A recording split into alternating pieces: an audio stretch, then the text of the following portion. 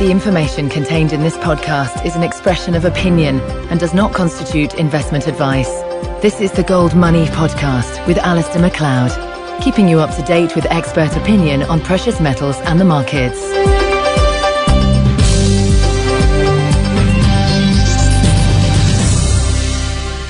Hello, this is Alistair McLeod on behalf of Gold Money, and with me on the line from Madrid, I have Felix Moreno de la Cova, who is one of our contributing authors. Felix studied law and economics in Madrid and now, I think, trades part-time, whole-time, whatever. Anyway, he's very, very much involved with markets.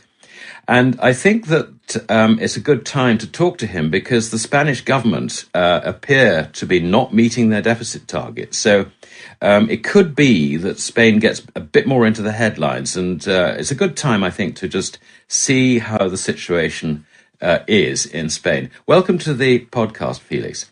Very, very pleased to be here. Thank you very much, Alistair. No, it's very much my pleasure. This business of deficit targets, I mean, this is hardly a surprise, is it? As I understand it, there's no way they can meet deficit targets because apart from anything else, austerity is sort of destroying the tax base. I'm sorry, I have to disagree very strongly, Alistair. It was actually very, the target they proposed was actually very mild, and they could have very easily met it. There's just no will to do so. And obviously they misjudged the situation and underestimated how much, especially the tax increases, were going to hurt the tax base, as you say. But you know, Spain is in economic vicious circle, but the target, you know, even within the recession, even with the dropping tax base, even with growing unemployment, the target was so mild, they could have actually met it easily if they have done one thing and one thing only, not build out the banks. Right. Well, now that's a good question. Well, firstly, I would like to offer my opinion on Mr. Rajoy. I mean, he had a golden opportunity with a landslide virtually. What was it? It was, 18 months ago. And, you know, I mean, that's the time when you say, we got a problem, we've got to fix this. I've got the government, the mandate to do it. It's going to be painful, but I'm going to take the necessary action. He didn't. I mean, coming back to your point, essentially, from that moment, he exposed the fact that he was a weak leader. So, I mean, would you agree with that is really the political problem behind this? Exactly. There's even something that makes it even more annoying or more irritating is the fact that he's actually been in the government that has done something very similar before. Because in 1996, when his predecessor as president of the Popular Party, the PP, first got into government, they had to cut the deficit very, very harshly to meet Maastricht criteria and to be able to join the euro. And they did it.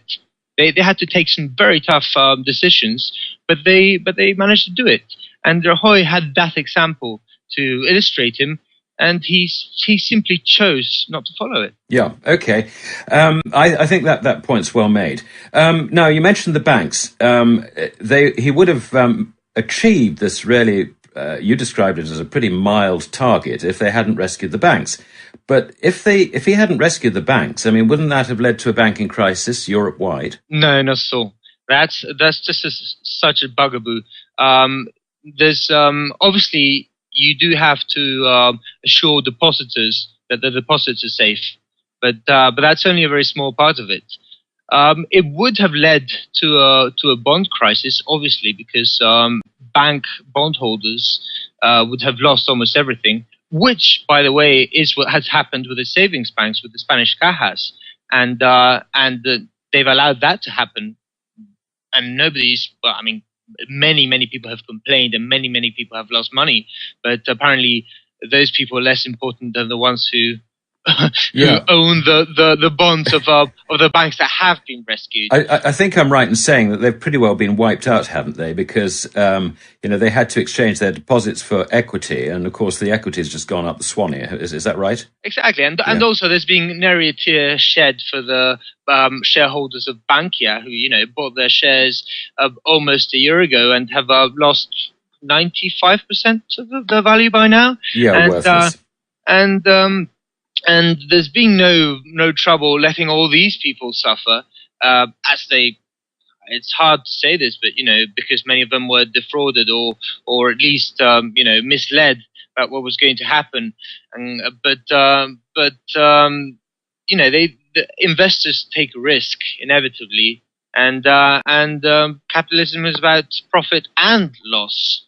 Yeah, I agree with you entirely on that. But I just somehow I've got this sort of feeling that, I mean, putting the cajas aside, or bank here as it now is, or as I understand it is, if you're looking at the other banks, I mean, Spain is sort of quite unusual because you've got these big banks like Santander, BBVA, who I understand have been pretty well capitalized, mind you, in a fractional reserve banking situation. Capital gets wiped out pretty quickly. So whether you've got 10% or 5% becomes a bit immaterial. But I mean, the banks are sort of pretty well capitalized. If they hadn't messed up the Bankia situation, I think what you're suggesting is that the BBVAs and the Santanders would actually have managed to not require to be rescued. They probably. What I'm trying to say is that there's been this whole discussion about the alternative to the bailout, which was the bail-in, which, as you know, was an internal recapitalization. So it wouldn't have been free, but the taxpayers wouldn't have had to pay for it. That's what I'm trying to say. Right. The way an internal recapitalization works, and this has been done many times by many banks all over the world. In fact, I think some German banks had to do it, is you give the bondholders equity. You exchange debt for equity. Yeah. And in fact, because they are internationally diversified, the big Spanish banks, it wouldn't have been such a large percentage of the bonds. They've actually done something similar with the preferred bonds. But I'm talking about the senior bonds, the proper bank debt. Yeah. However, the people who hold those bonds are not the kind of people you want to mess with, and they've had enough clout to make sure that they didn't have to pay for the losses. But no, I'm pretty sure that the big Spanish banks would have survived. They just, they would have had to take a hit for the big losses in real estate that they've, it wouldn't have been the end of the world. It wouldn't. Right. Do you think that Rajoy came under pressure from, perhaps these, the banking sector, let's say, in the broader sense in Spain, and also the ECB, and perhaps the Bank of Spain itself to sort of keep the show on the road? I mean, do you think that's where this policy came from, or? Well, I don't really want to speculate too much on his motivations. I like to look at facts, and the fact is that all the government had to do to keep the markets happy and to keep the debt markets open for Spain. The very, very minimum they had to do was make a commitment and keep it. And they fought very hard to make sure that their deficit target was, very easy to meet. That's famous 6.3% of GDP. And they promised, it was absolutely set in stone. They promised they were going to meet it. And then they didn't. Yeah. They weren't even close. In fact, if you include the bailout, the actual 2012 deficit was probably 10.2%. And that is what the international media, Bloomberg and Reuters and all these people are reporting. Obviously, the national media, something which is a bit embarrassing, I have to say, is mostly reporting the figure that's closer to 7%, because, the government wouldn't be very happy by being so much off target. But, they just don't include the banking bailout, which obviously they should. Any accounting principles. Anyway, all they had to do to keep the markets relatively happy was to make a target and stick to it.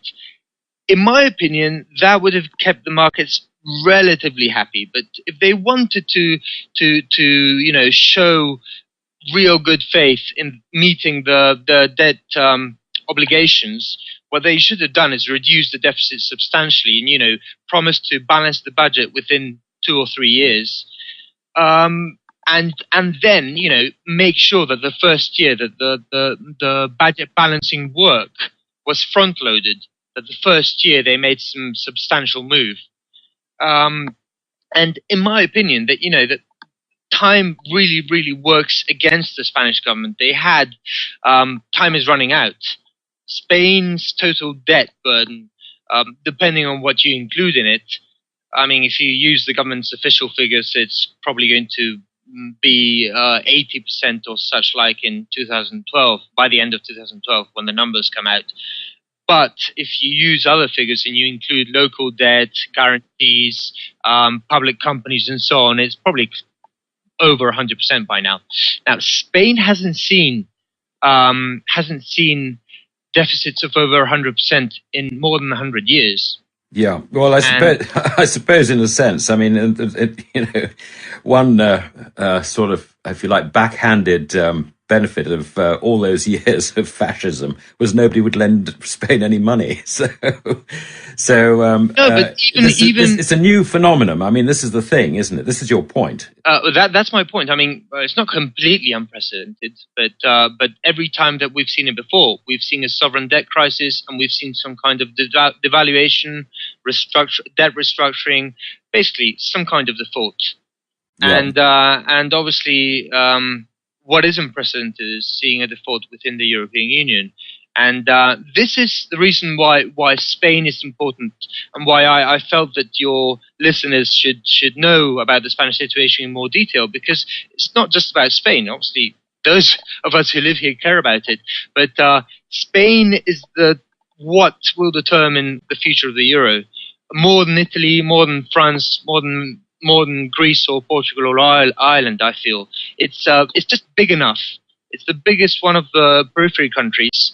Well, not bigger than Italy, but Italy's a special case for reasons that we may talk about later. Spain is the fourth economy by GDP within the Eurozone, the fifth within the European Union, and it's large enough not to be easily bailed out. I mean, yeah. The bailout we've just seen was pocket change compared to what a bailout of Spain would really entail. And then we get to the key question: what will the EU do when the crisis, which is becoming increasingly more probable, when the real crisis comes? Who's going to pay for it? It's a very simple question. Who's going to pay for it? Absolutely. Is it going to be the German taxpayers, or is it going to be the European Central Bank? And indirectly, the German taxpayers. So. Well, I mean, I take the point, Felix, but it is not just Spain. I mean, I think what you're saying is that the pressure is coming on, as far as you can see, more rapidly in Spain than in, say, Italy and France. I'm very worried about France, and I'm very worried about Italy, and we have the Italian elections now. As we speak, yeah. As we speak. But I think the crisis will come to Spain first for two reasons. I mean, not that it will come to Spain first, it's already here. But, that Spain will force Europe's hand and will force them to make a choice about whether to rescue, to allow default, or to really start the money printing up. And the reason that I think Spain will force Europe's hand first is, one, because we really haven't had a history of dealing with high debt, sovereign debt, in over 100 years, unlike Italy, unlike other countries in the European Union. Secondly, Italy has gold. Right. and thirdly, France has such strong political clout. Germany.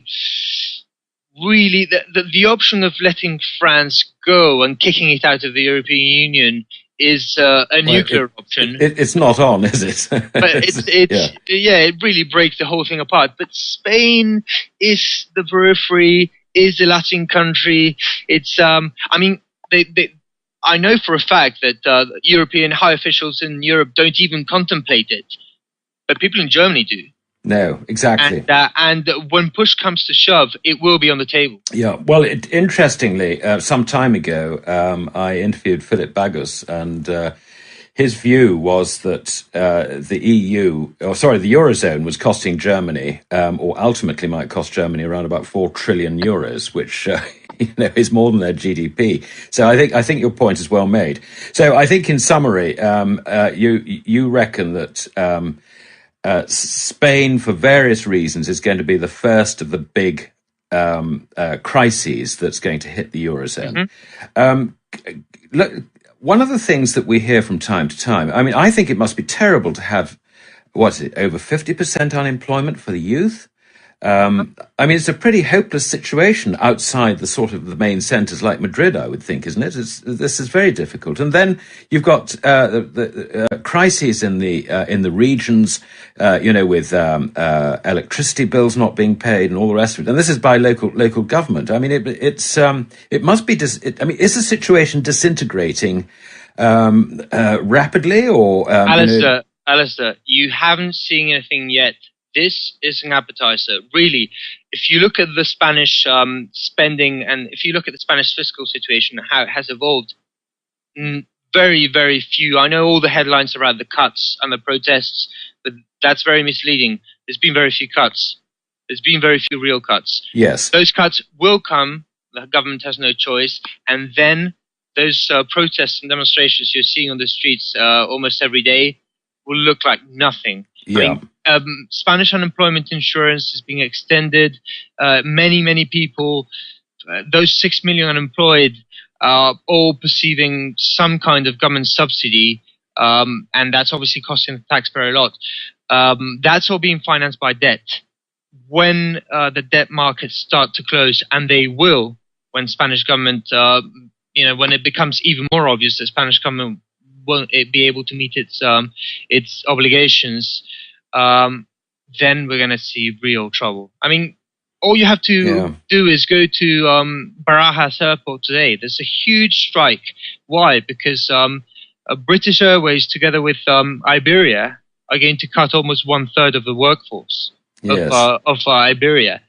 Well, that's been in the works for a long time. There's been lots of negotiations, but now they're doing it, and the strike is huge.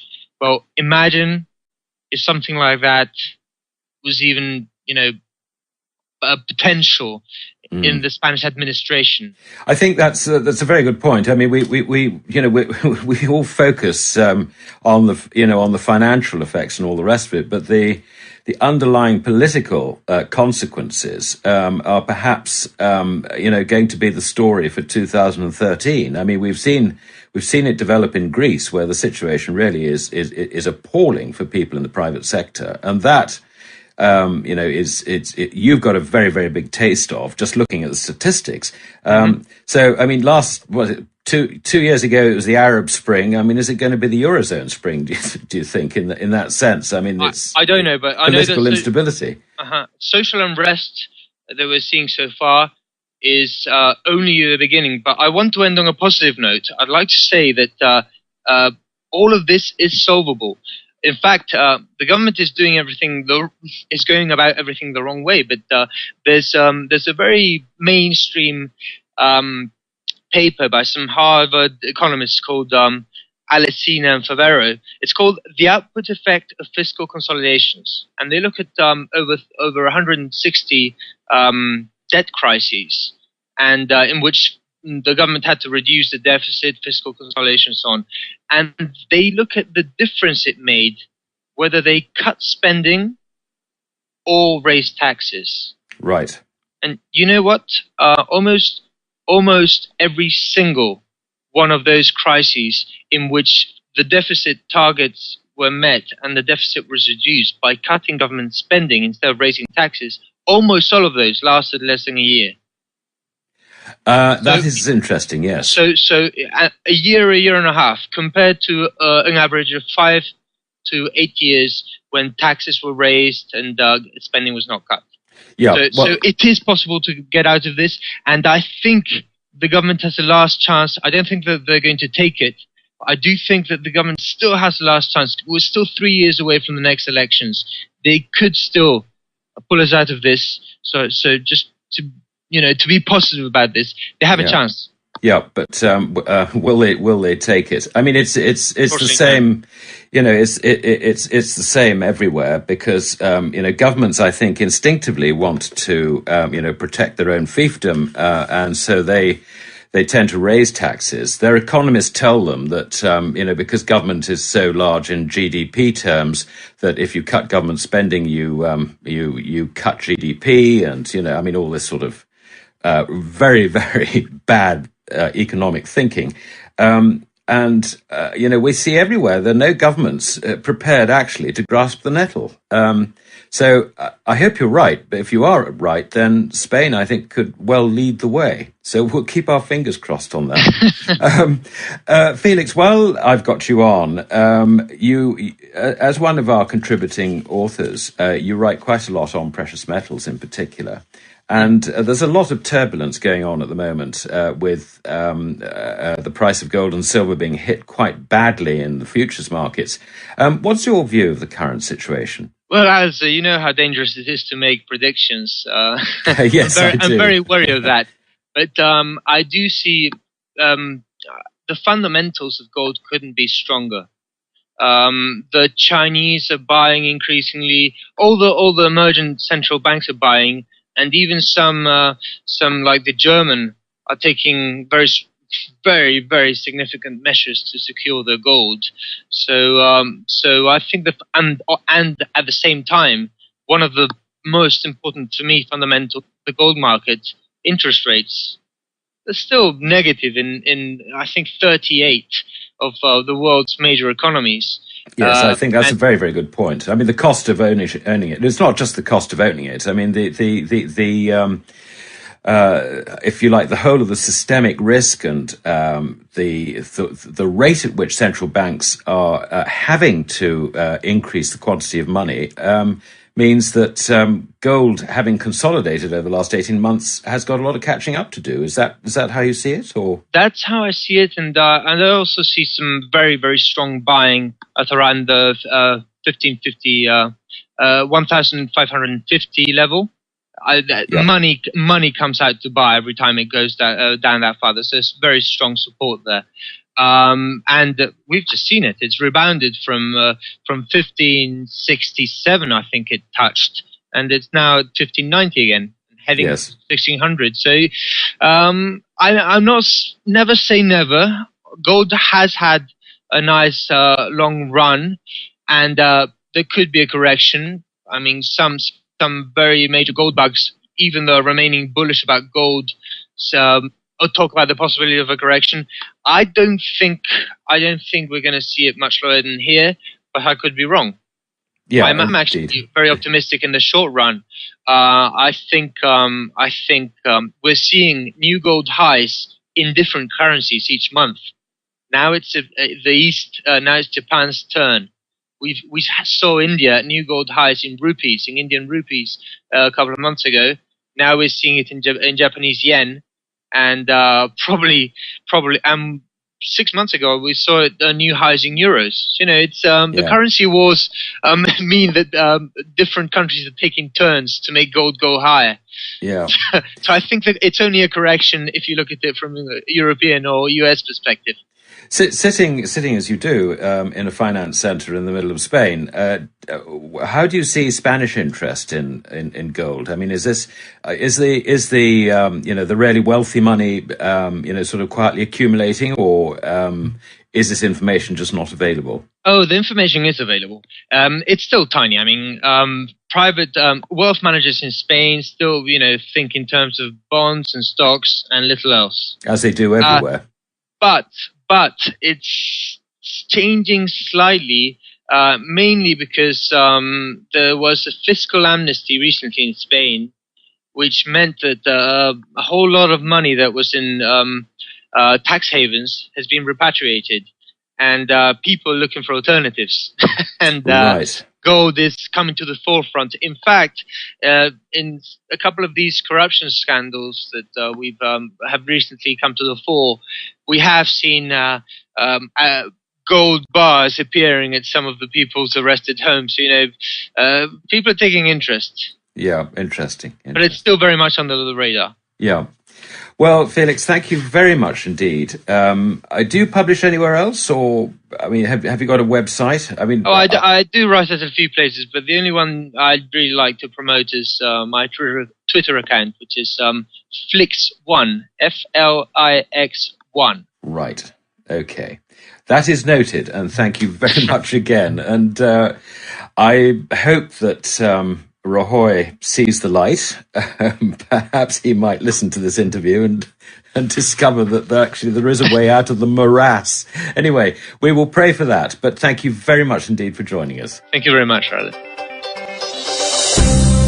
Subscribe to the Gold Money newsletter at www.goldmoney.com to receive email updates on new articles, videos, and iTunes podcasts from our Gold Research section.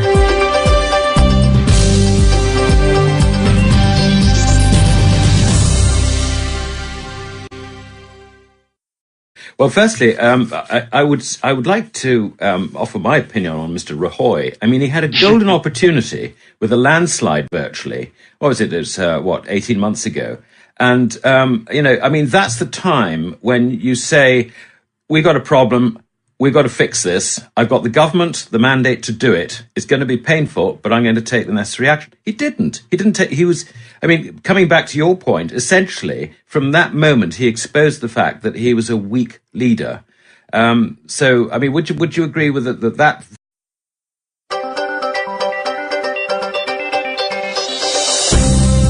The information contained in this podcast is an expression of opinion and does not constitute investment advice.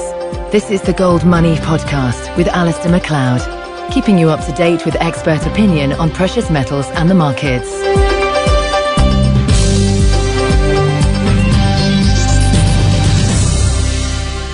Hello, this is Alistair MacLeod on behalf of Gold Money. And with me on the line from Madrid, I have Felix Moreno de la Cova, who is one